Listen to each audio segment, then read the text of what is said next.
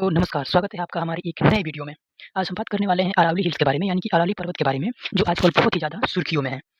इसे काटने का आदेश कोर्ट के द्वारा आया है, यानी कि हमारी सेंट्रल गवर्नमेंट जो है वो उसकी तरफ से आदेश आया है कि अरावली पर्वत को काटा जाए और उस पर इंडस्ट्री बैठाया जाए। ये अडानी और अंबानी ग्रुप को दे दिया गया है, इस पर बड़ी-बड़ी फैक्ट्रियाँ बैठाई जाएँगी।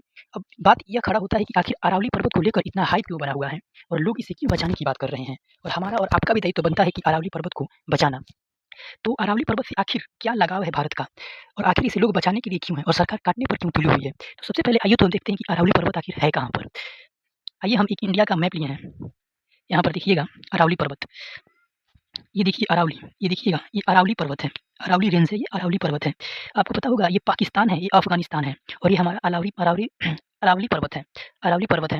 ये देखिएगा ये गुजरात है, ये है राजस्थान है, ये लद्दाख, ये जम्मू कश्मीर और ये जो है वो हमारा यहाँ पर दिल्ली आता है और ये हमारा उत्तराखंड है। यहाँ पर ये उत्तराखंड है, नेपाल के सटा हुआ। आखिर इसे इतना हाइप क्यों बना है और अरावली पर्वत हमारे लिए इतना महत्वपूर्ण क्यों है? तो अरावली पर्वत को याद रखिएगा। अरावली पर्वत, अरावली, अरावली पर्वत, ये हमारा अरावली पर्वत।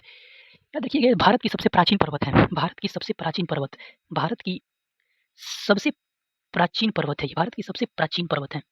भारत की सबसे प्राचीन पर्वत है। अरावली में ही हमारा अरावली की सबसे जो हाईएस्ट पीक है, उस पीक का नाम है मानू आबू मानू आबू मानू मानू आबू हाईएस्ट पीक है और मानू आबू में ही हमारा दिलवाड़ा का प्रसिद्ध मंदिर है।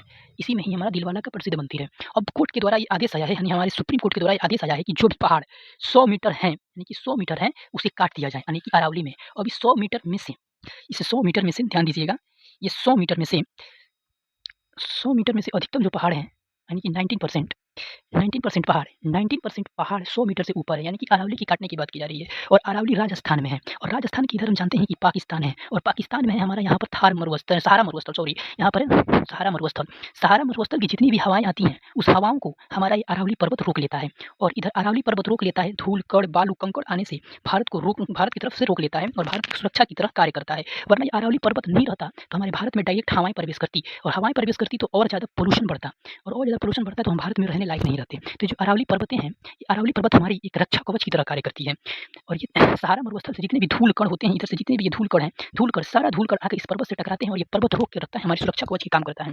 अब रहा बात कि ये है तो क्या कर रहा है और नहीं रहा और कट गया तो क्या हमारे इफेक्ट पड़ेंगे? तो आइए हम देखते हैं इसके पहले सबसे पहले आइए हम देखते हैं। आइए हम एक नया-सा मैप ले लेते हैं। क्या लेते हैं? एक नया-सा मैप ले लेते हैं। आइए अब। ये तो रहा आपका अरावली रेंज, ये रहा आपका अरावली रेंज। यहाँ से जब हवाएँ आएँगी, ये नहीं रहेगा, मानो ये नहीं है, ये अरावली नहीं रहा, तो सहारा रेगिस्तान से जितनी भी हवाएँ आएँगी, इधर से जितनी भी हवाएँ प्रवेश करेंगी, वो दिल्ली में जाकर प्रदूषण फैलाएँगी। क्योंकि दिल्ली में इस वक़्त आईक्यू 1000 प्लस जा चुका है और वहाँ पर बीमारियाँ बढ़ती जा रही हैं, फिर भी सरकार को ये ध्यान नहीं है कि हम इस पर्वत को आखिर काट क्यों रहे हैं। हमारे बहुत सारी जगह हैं, जहाँ इंडस्ट्री बैठाया जा सकता है, लेकिन सरकार का ध्यान उस पर नहीं जा रहा है। बस उनको क्षति पहुँचाना है और उन्हें देश को बर्बाद करना है।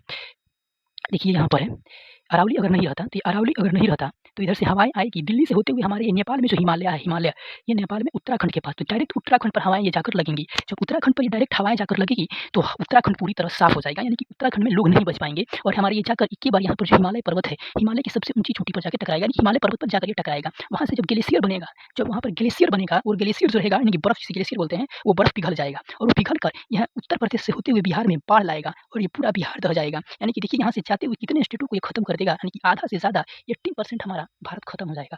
बीमारी से, बाढ़ से, तराई से, इस अरावली पर्वत के कारण सिर्फ़ इसके कारण इस अरावली पर्वत के कारण पूरी तरह समाप्त हो जाएगा। तो ये अरावली पर्वत को बचाना हमारा कर्तव्य है और आपका भी कर्तव्य है। कौन-कौन इसमें भाग लेना चाहता है और कौन अरावली पर्वत के लिए आवाज़ उठाना चाहता है? ये सिर्फ़ राजस्थान की बात नहीं है, ये पूरे देश की बात है। अरावली जो आज से एक और पॉइंट लिखिएगा, अरावली जो आज से लगभग 750 मिलियन ये ऊँचा है। कितना है?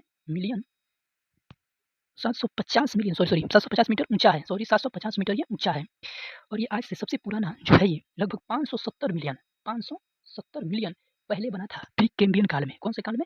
तो प्री कैम्ब्रियन ईरा में बना था ये। प्री कैम्ब्रियन ईरा इसलिए भारत का सबसे पुराना ईरा है, यानी मानव नहीं बसे थे तब से ये बना था। मानव नहीं बने थे तब से बना था। मानव जिसको बनते नहीं देखा है उसे उजाड़ने की बात कर रहा है। तो अगर आपको वीडियो अच्छा लगा तो लाइक, सब्सक्राइब करें, कमेंट करें। थैंक यू, धन्यवाद। Thank you for watching my video.